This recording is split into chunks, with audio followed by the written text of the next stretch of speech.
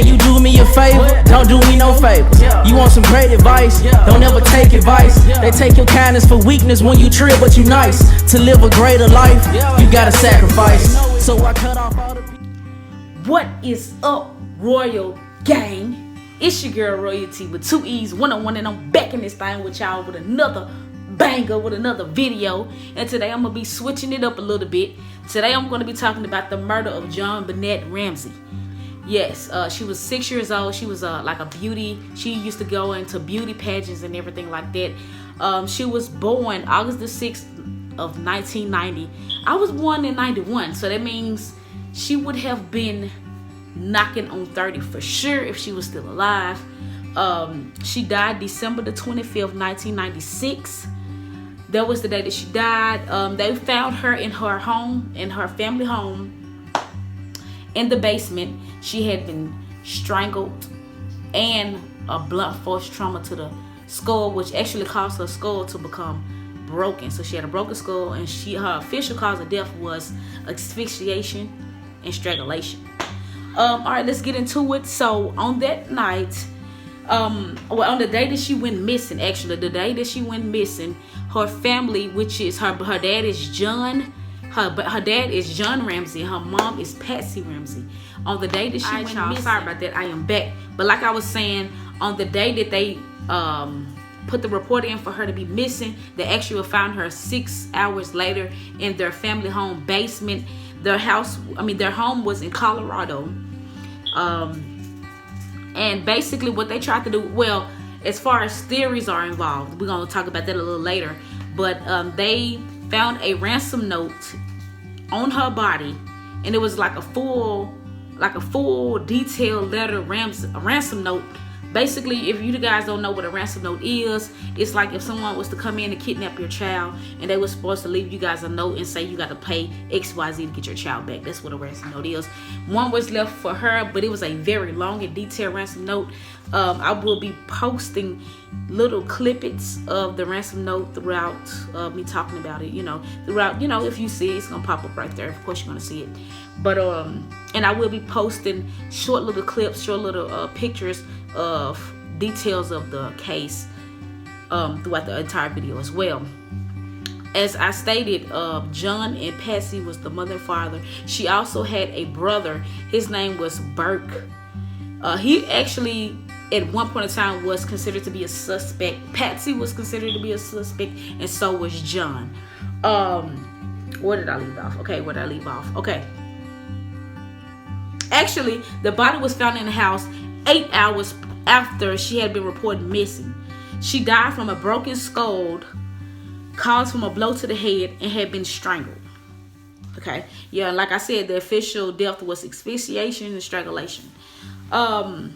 This is, in my opinion, it's a very sad case, because the thing is, you guys, the murder is still unsolved to this day.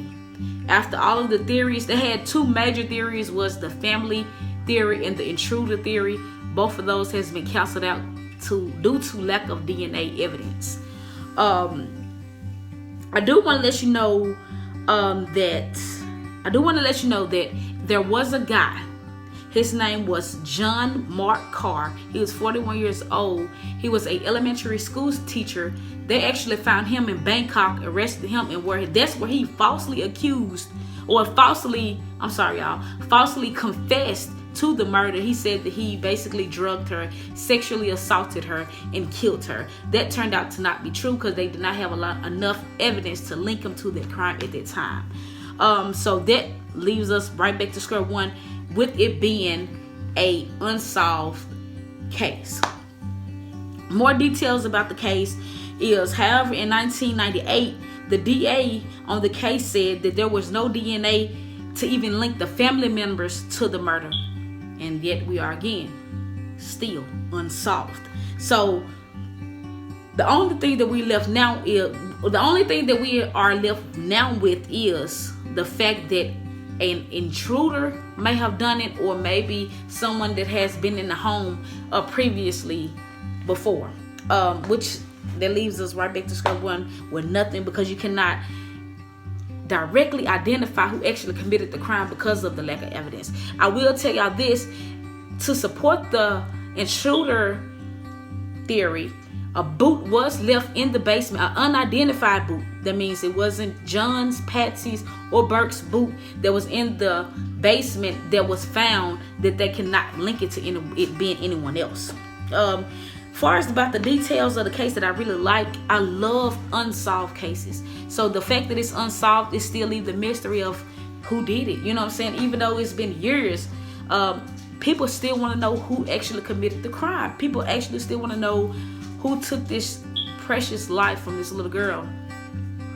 And it still has not been solved to be who done it. Another things that I have in my notes that I want to run by you guys was, check this out. Her mom and dad, Patsy and John, actually offered a $100,000 reward for the crime. And the crazy part about it is, even though that they cannot link the DNA evidence to it, I still believe that they had something to do with that young girl's death.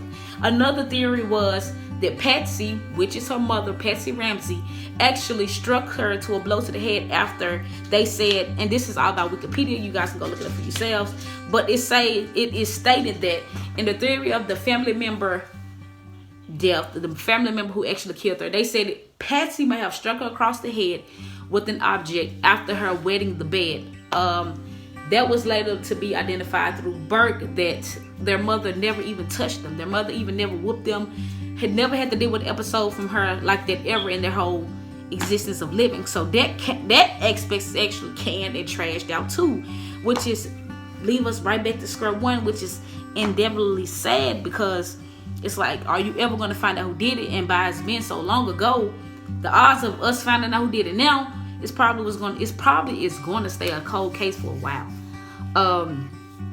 If it's ever going to be actually solved and somebody's actually going to come forward and say what actually happened to her. I mean, that's what happened with unsolved cases. But, you know, I'm giving you guys these type of videos from now on. Y'all gonna get unsolved murders. Y'all gonna get up-to-date murder cases. I got a lot of murder cases that I want to dissect and go down. This is going to be just, you know, welcoming you guys into it. I don't know nobody who haven't heard about this murder, so I just want to give you guys a little taste and a little feel of what's to come. But jumping right back into it, let me see if I missed anything real quick. Because I had to do my research, you guys. I had to do my research. I knew about the case, but I had to do a lot of research on it. Another interesting thing that I seen in her, a detective by the name of Lou Smith came out of early retirement to assist with the case. That's how detrimental it was for everyone to find the killer of this little girl. You had people coming out of retirement. They got a lot of help from the community to try to figure out who her killer was. And I mean, at every angle it came up unsolved. And that is just very unfortunate. To be killed at the age of 6, man. That is I couldn't even imagine. I couldn't imagine. I mean, I guess, you know, one day it's probably going to be likely that, no, it's not. Probably not. But, that's all I got for the JonBenet Ramsey unsolved murder case. I think I gave you guys a very detailed description of it. If you guys want to go check out and verify any of the information that I got it from Wikipedia. You guys go check that out up on Google. Hey, I hope y'all like this segment of videos that I'm starting to do now. If you like this, share the video. Be informative, share the video. If you ain't a part of the doggone gang, make sure you hit that subscribe button and become part of the gang. Royal gang is that. That's it, y'all. Hey, I'll see y'all for the next mother video.